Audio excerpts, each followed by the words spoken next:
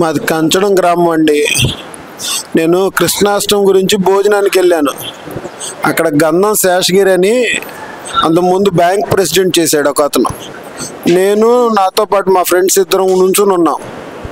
వచ్చి మీ నాయకుడు తిరుగుతూ ఉంటే మీరేం జనసేన రా అది ఇది అని చెప్పి మమ్మల్ని నేను వెళ్ళాను అని చెప్పేసి మమ్మల్ని అన్నాడు. అరే నాయకుడు ఎక్కడో తిరుగుతూ ఉంటే మాకేం అవసరం రా, మాకు పనులు ఉండవా, నేను వెళ్ళలేదు, నాకు పని ఉంది చేలో అని చెప్పి నేను వెళ్ళిపోయాను అన్నానండి. అని ఆ ఊరు పెద్దలను పిలిచి అరే ఇక్కడ మనం భోజనాలకు వచ్చాము, ఇక్కడ ఇదేం అవసరం రా అని భోజనాలు చెప్పి వాళ్ళ పెద్దలను పిలిచి చెప్తున్నాను.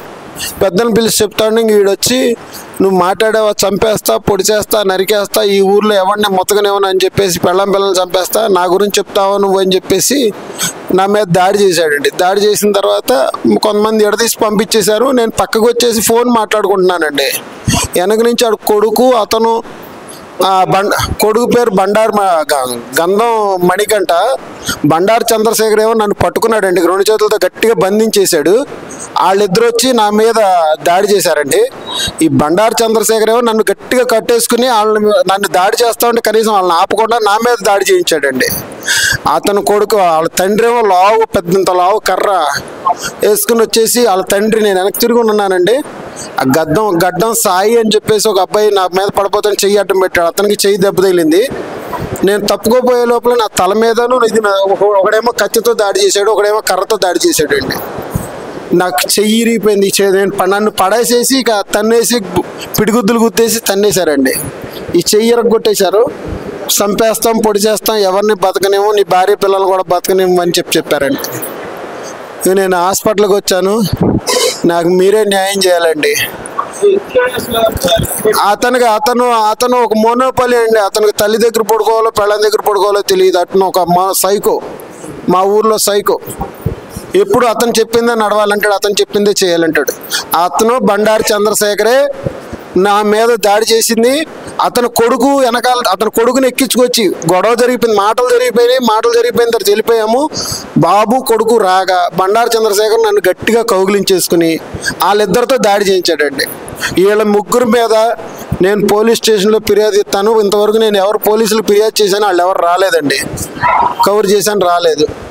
నా పరిస్థితి హాస్పిటల్ ఆందోళన, నాకు కళ్ళు తిరిగిపోతున్నాయి. ఇగో చెవు పగిలిపోయింది, కుట్లు పడిపోయినాయండి, కనురెప్ప పగిలిపోయింది. నేను తప్పుకున్నాను, లేకపోతే నా తలకాయ పగిలిపోయేది.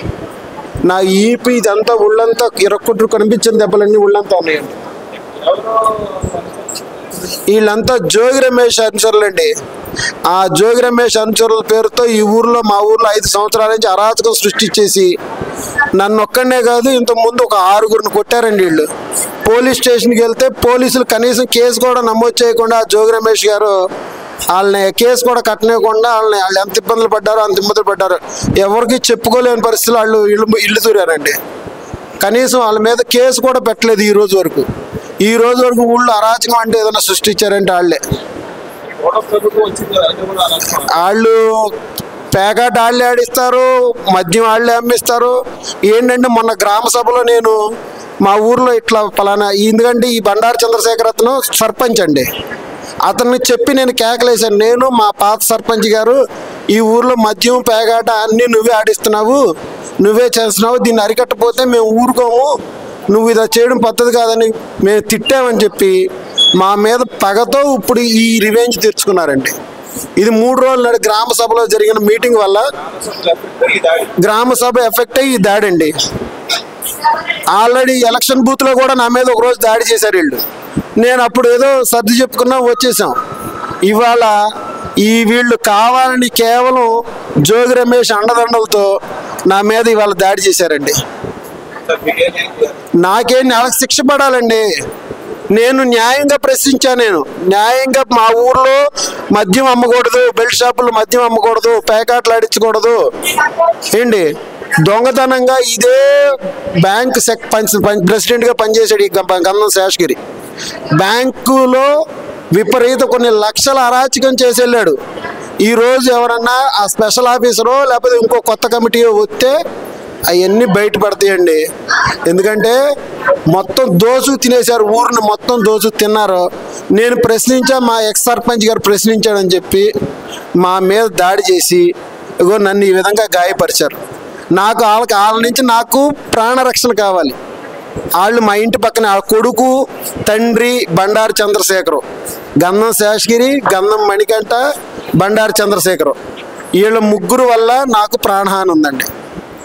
నేను ఇది పాయింట్అవుట్ చేశాను గ్రామ సభలో అని చెప్పి, నువ్వెవరు నాయకుడివా, నీకేం సంబంధం, మేము చేసుకుంటాం, మాకు ఎమ్మెల్యే అండదండలు ఉండేవి, మాకు జోగి రమేష్ ఉన్నాడు అని చెప్పి మా మీద చేసిన దాడండి. ఇదంతా నా మీద, కేవలం నా మీద.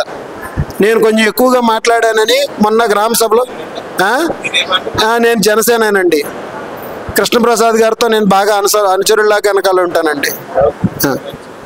నా పేరు గురువాడ విజయలక్ష్మి. నేను ఇవాళ కృష్ణాష్టమి అని ఇక్కడ కృష్ణాష్టమి జరిగింది. భోజనాలకు వెళ్ళా, భోజనాలు కూడా పెడుతున్నారు అక్కడ. నేను ఫోన్ చేసి ఇటు వచ్చేసాను గేట్ కాడికి. అంతలోకి రవి, ఇంటి పేరు కూడా చెప్పారు, రవి, పెన్నేటి రవి, అతనే అమ్మి పట్టుకున్నాడు గట్టిగా. పట్టుకునేసరికి శేషబాబు వచ్చేసి కొట్టాడు గట్టిగా, కరెక్ట్ కొట్టాడు. అంతలోకి వాళ్ళ అబ్బాయి వచ్చి కత్తిచ్చి విసిరాడు. మెడ కూడా తెగినట్టుంది. అబ్బాయి కింద పడిపోయాడు.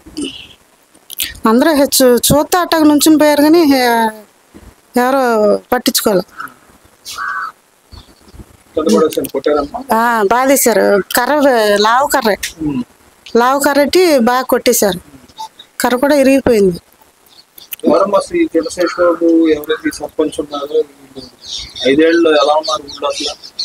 ఏం అసలు వీళ్ళు ఎప్పుడు కూడా కూడా చాలా చోట్ల కూడా జరిగినాయి గొడవలు.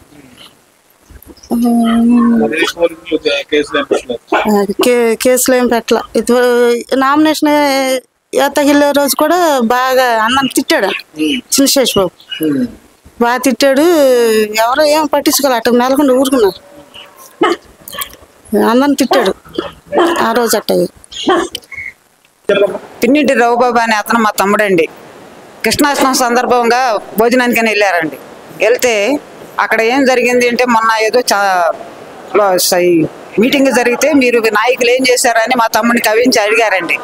అడిగితే భోజనానికి వచ్చినప్పుడు ఈ సందర్భంలో ఎందుకని మా తమ్ముడు ఫోన్ మాట్లాడుకుంటే వెనక్కు నుంచున్నాడండి. నుంచున్న సందర్భంలో గంధం శేషగిరి అనే అతను బ్యాంకు సర్పంచ్ గారు వాళ్ళ అబ్బాయి మణికంఠ అని ఆయన కత్తితోనూ కర్రతో వచ్చి దాడి చేశారండి మా తమ్ముడు పైన.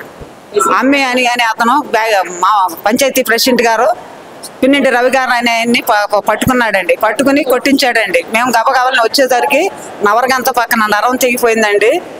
ముఖం పైన, కన్ను పైన, కన్ను మూత్రాలు ఈ కత్తితో ఇచ్చేయటం వలన తగిలినండి. ఇతరతర దెబ్బలు తగిలినాయి. కనుక ఈ పార్టీ వచ్చిన కాడి నుంచి మా తమ్ముడి మీద కారు పట్టి మా తమ్ముడిని చంపేయాలనే మాట మాట్లాడుతున్నారండి. ఇదంతా కూడా పార్టీ ఫీలింగ్ అనేది మాకన్నీ ఏమీ లేదండి. కానీ వచ్చి మాత్రం వాళ్ళు మా తమ్ముడిని దారుణంగా కొట్టారండి. ఊళ్ళో ఉంచమని అంటున్నారండి. కనుక వైఎస్సీ వాళ్ళని చూసుకుని వాళ్ళు బాగా ఇదిగా మాట్లాడుతున్నారండి. కనుక